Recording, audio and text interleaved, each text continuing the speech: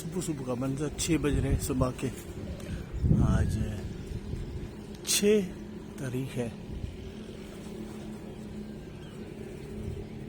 6 April کو. صبح صبح کے مناظر میں آپ کو دکھا رہا ہوں. بچے آسمان کی طرف جا رہے ہیں بلندی میں, اور ماشاءاللہ 6 اپریل کی فرق ہے یہ. بچے آسمان کی طرف جھنڈ لگا کے جا رہے ہیں ماشاءاللہ.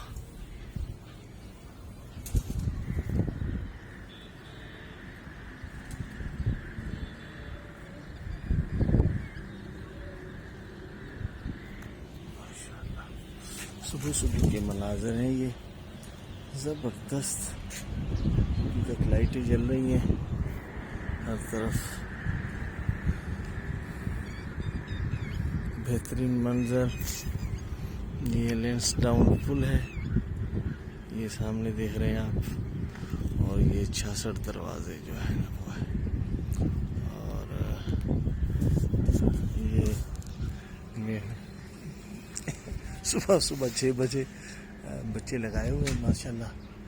آسمان میں تقریباً نکل چکے ہیں بچے. ایک آدھا بچہ کوئی نیچے ہوگا, باقی بلندی پکڑ رہے ہیں بچے ماشاءاللہ. Thank you.